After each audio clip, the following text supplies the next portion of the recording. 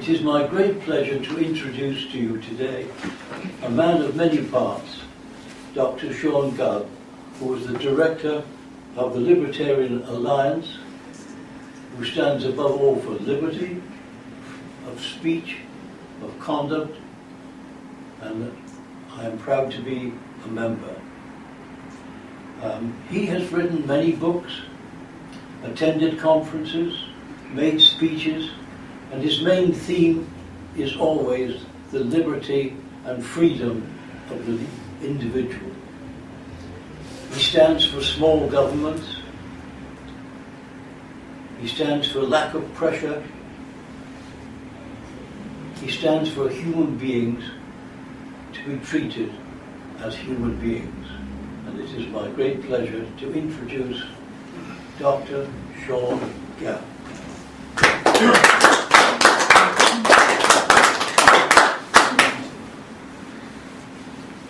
Thank you. I'd like to begin by thanking you for having me here today. Not least because there are so many people here in this room whom I've known for many years, but either have never met at all or have met only once or twice. The wonderful thing about modern information technology is that it is possible to have many more friends than you've ever met. And I am very grateful that I was able to come here today and say hello to people who are, in the normal course of things, old friends already.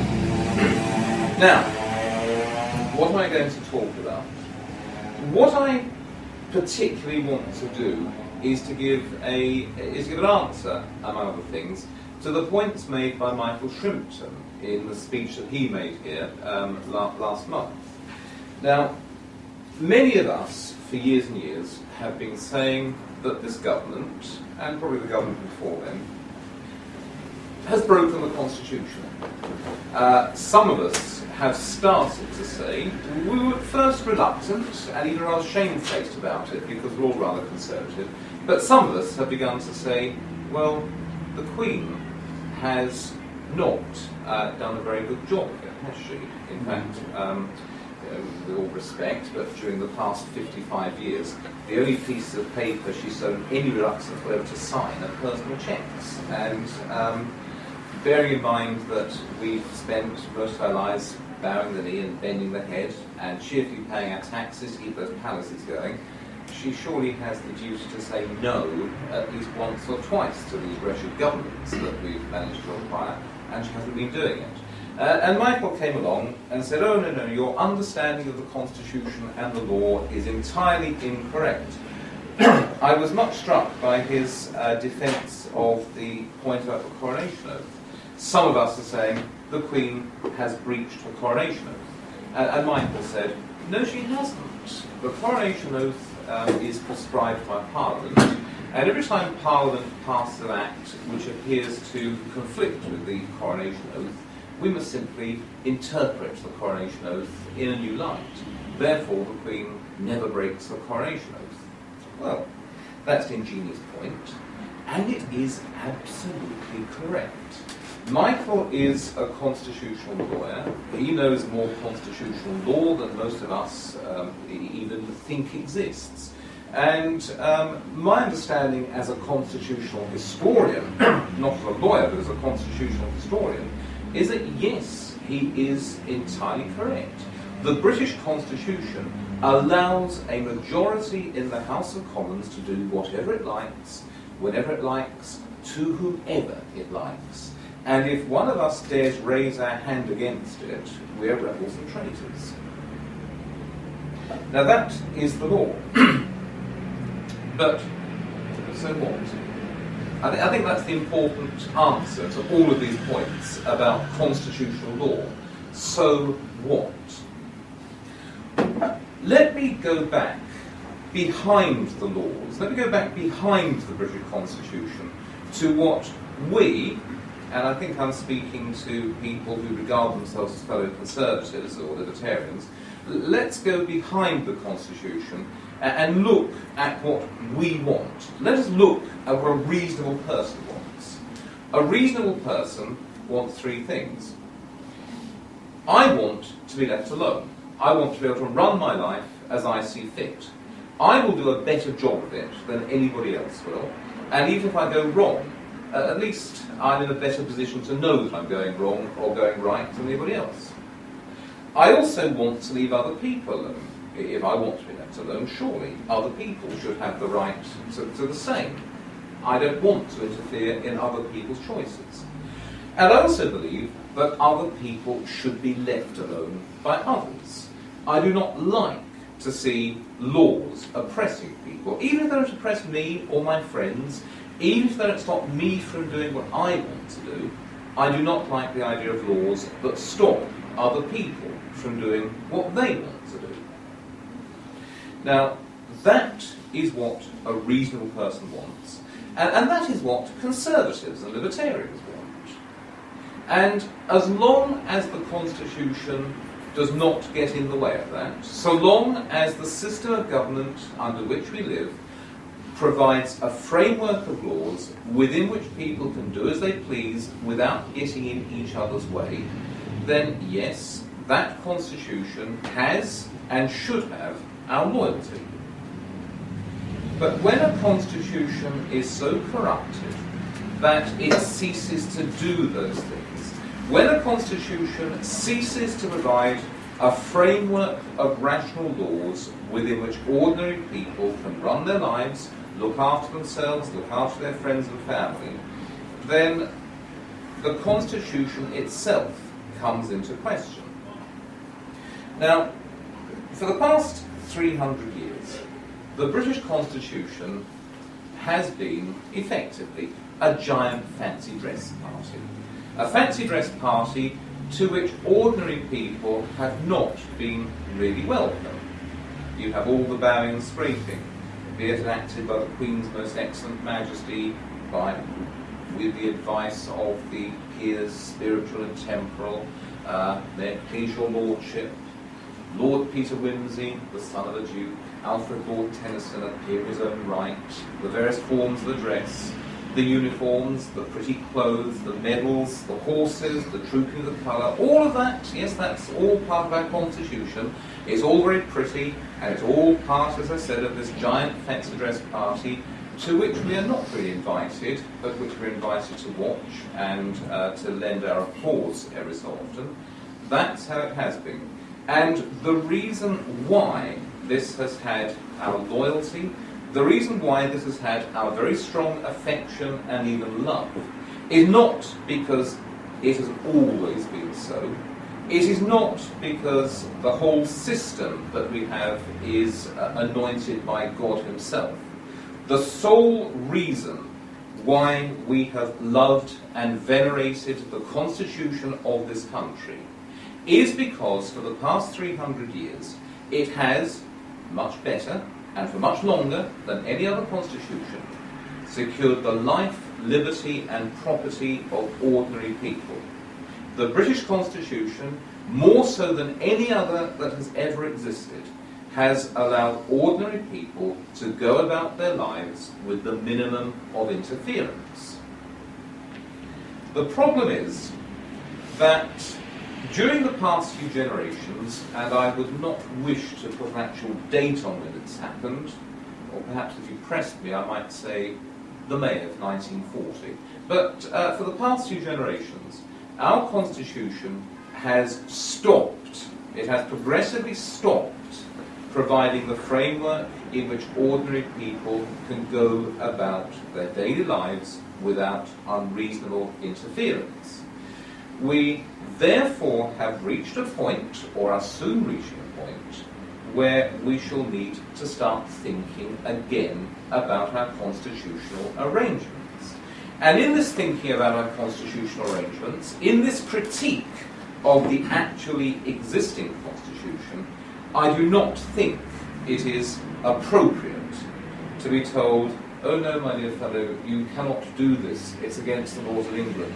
Oh no, the Queen can do no wrong, therefore you cannot criticise any of her actions. The Queen can only act on the advice of her ministers who are, etc. Yes, it's true in law, but it doesn't matter, because the constitutional structure that we're examining no longer serves the purpose that makes it legitimate. The Constitution has been progressively de-legitimised, and we need to think what to do next. Now, I've just said that, but I'm not the only person who said that. I'm by no means the most distinguished person who said that. People of far greater distinction than I have spelled it out in black and white a long time ago. Let me read this to you, and you may be familiar with it. It was written by a man who at the time was an Englishman and who believed that he was asserting the rights of Englishmen. It didn't quite work out in that way, but he was English when he wrote it. We hold these truths to be self-evident, that all men are created equal, that they are endowed by their Creator with certain unalienable rights, that among these are life, liberty, and the pursuit of happiness, that to secure these rights, governments are instituted among men, deriving their just powers from the consent of the governed, that whenever any form of government becomes destructive of these ends, it is the right of the people to alter or to abolish it, and to institute new government, laying its foundations on such principles and organising its powers in such form as to them shall seem most likely to effect their safety and happiness. Thomas Jefferson goes on to say, and this is a very important point, prudence indeed will dictate that governments long established should not be changed for light and transient causes, and accordingly all experience hath shown that mankind are more disposed to suffer while evils are sufferable than to right themselves by abolishing the forms to which they are accustomed. But when a long train of abuses and usurpations, pursuing invariably the same object, evinces a design to reduce them under absolute despotism, it is their right, it is their duty, to throw off such government and to provide new guards for their future security. Now that is the founding document of the American constitutional system. But as I said, it was not written by foreigners. This document was written by men who regarded themselves as Englishmen and who regarded this as nothing more than a statement of the immemorial rights of Englishmen. And I won't read it to you, but you'll find this almost word for word written by John Locke 100 years earlier, when he was justifying the glorious revolution of 1688. Let me say a little about prudence. We know that when you start playing around, when you start digging up the plumbing of your constitution, all sorts of things may go wrong.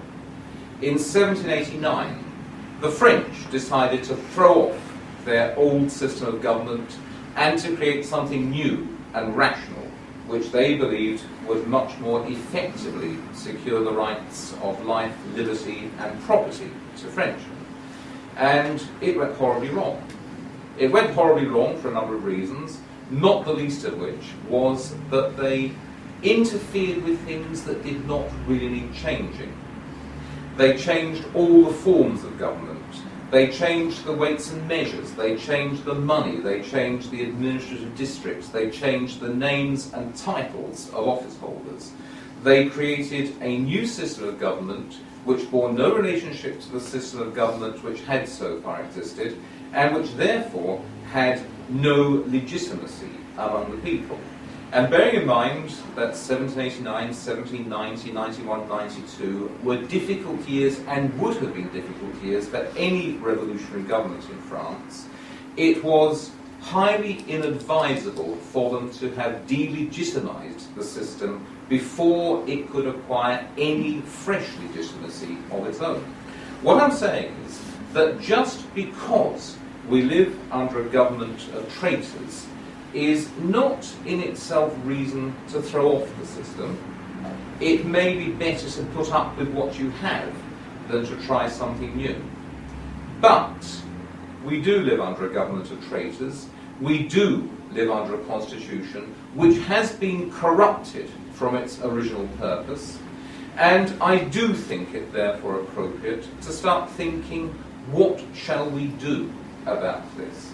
I'm not suggesting we should have our own storming of the Bastille or that we should march on Windsor Palace. But I also don't think that we should regard our hands as having been tied by constitutional and legal forms which are no longer appropriate to our condition. I did once think, at the start, the revolution, the corruption, the rot set in, maybe 60, 70 years ago, maybe longer. You can pick your own date. The actual revolution that has brought us to our current situation started in 1997. That is a nice round year for choosing. It is the year in which Tony Blair became Prime Minister, and I think historians, when they write the history of this country, will use 1997 as a terminus date and a starting date. England 1945 to 97 sounds a good title for a future history of England. England 1997 to whatever is a title that I hope will be written, though I'm not sure I believe that it will ever be necessary to write it. But the revolution started about 10 years ago. When it started, and for several years afterwards, I did believe, or at least I hoped, that we could have, in due course, a reaction, and everything would go back to how it had been. It would be necessary to change a few laws. We would need a stronger Bill of Rights, for example, an entrenched Bill of Rights. We would, of course, need to get out of the European Union, but that goes without saying in this room. We'd need to do a number of things. But the basic constitutional structure was sound. It didn't need changing. The Queen and Parliament could remain sovereign, and we could keep all of the ancient forms. But the problem is that so many of those ancient forms have now been pulled out by the roots. The hereditary House of Lords, for example. So many of the rest have made laughing stocks of themselves. I think particularly the Church of England, which is indefensible as any kind of organisation. It's not a Christian church, and it's not a revolutionary conspiracy. It doesn't do any of those things particularly well. And then I think of the monarchy, the keystone of our constitutional order, and that has not done its job. The job of the Queen is to make sure that the constitutional structure of this country is not corrupted from its original purpose. And just because everything the Queen signs is by definition legal, does not make it lawful, does not make it right. And the problem is that she has allowed too many things past. You may argue the Queen really had no alternative but to sign the European Communities Act.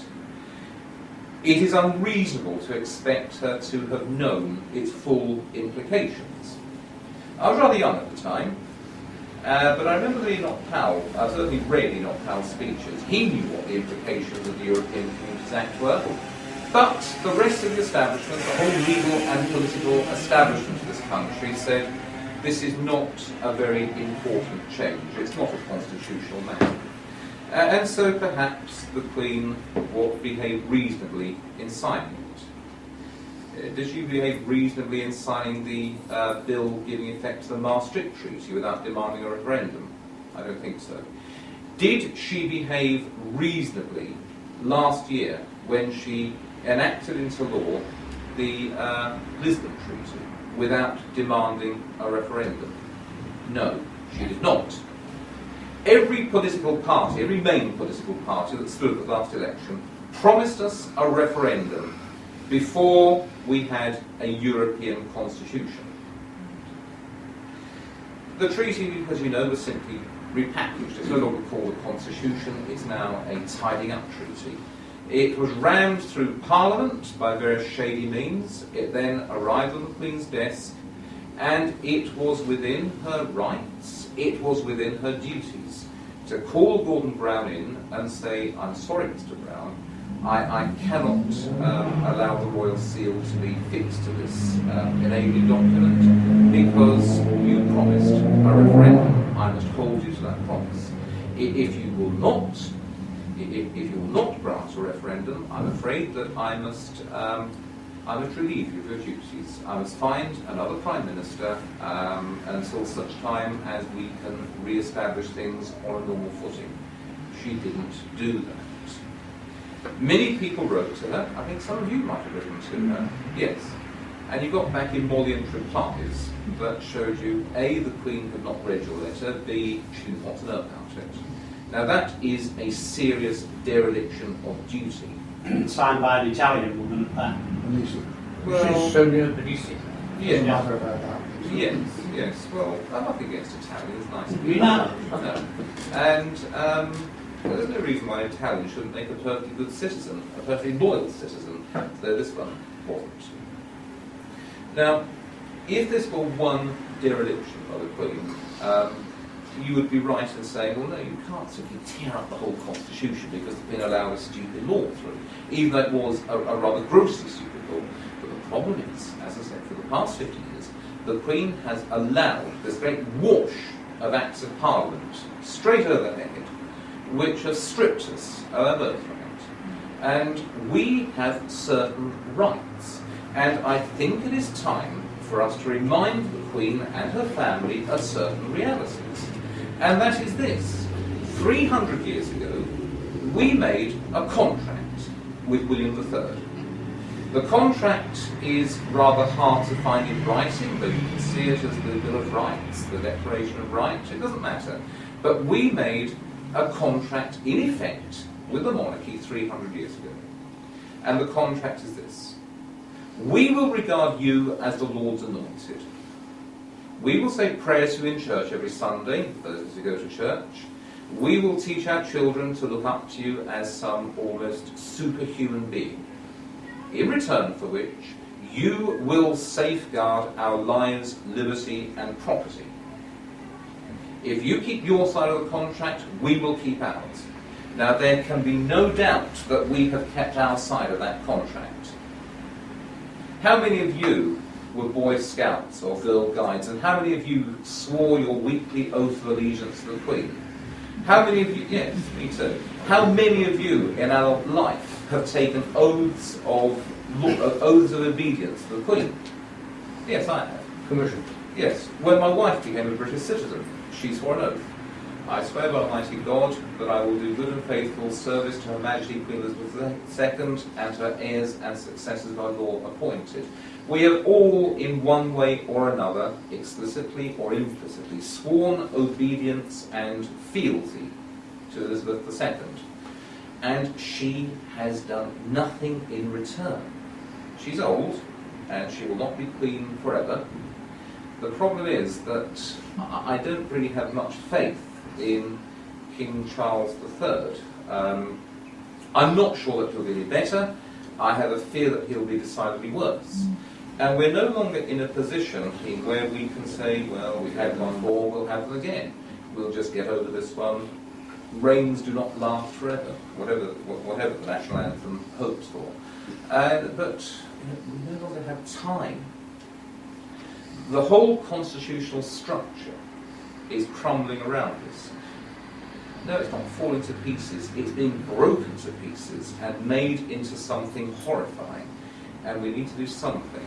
And we cannot be restrained by past forms and past conventions which are no longer appropriate to our present condition. And so, it is our right, it is our duty for our children to think very clearly about what we are to do. Of course, we need a revolution. I never thought that I would stand up in front of people who were fellow Conservatives and say that. We need a revolution. But we do.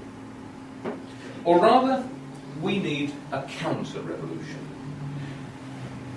We are not the people who started shouting disloyalty. We only started shouting when we realised that there had been a revolution behind the scenes, and that what we thought was the Constitution no longer was the Constitution. So we need to get out, we need to get rid of this Labour government, yes. We need to leave the European Union, yes. And then what? And the answer is we cannot go back to the way everything was in the past, because so much of what was in the past has been destroyed, or has destroyed itself, or has switched sides and is now part of the enemy. And so, how do we want the next few hundred years of English history to work out? Do we want to continue with the House of Windsor? Do we want to change to a new line? Do we want to do what we did in 1688, which is not to abolish the monarchy, but simply to find somebody else from within the royal family who would do a better job? Or do we perhaps take the line of our fellow citizens at the time, the American colonists, and do we make up an entirely new constitution using the best wisdom we have available at the moment? I'm not sure of the answer to that. I would rather like to keep the monarchy more or less as it is. I don't even really want to stop Charles III from becoming king. But if King Charles III looks as if he will stop us, if he looks as though he has joined the other side, I see no reason whatever for keeping him as king. I see no reason whatever for keeping any part of the constitution we have at the moment. It is our right and it is our duty to make such safeguards for ourselves and our children as we think proper. And as I said, we should not in any sense regard our hands as tied by convention or by the Constitution as explained to us by the lawyers, or indeed by the lawyers themselves. I'm not suggesting violence, I'm not suggesting grossly illegal actions, though there may well come a point when civil disobedience is entirely appropriate, but I am suggesting that if you want to be conservatives nowadays, you must also be a revolutionary. And it's not our fault. We are simply responding to a situation that has been brought about by other people who are far more radical and far more revolutionary than we are. If we are to discuss a constitutional revolution in this country, it is a preserving revolution. It is a revolution of the form that will restore us to the substance that we enjoyed under the old constitution. Now, I haven't spoken for an enormous length of time, but I think I said quite enough. So I will sit down, we'll have some nice tea and coffee, and then I'm sure that you'll have many questions and many comments to make. Thank you very much for having listened to me.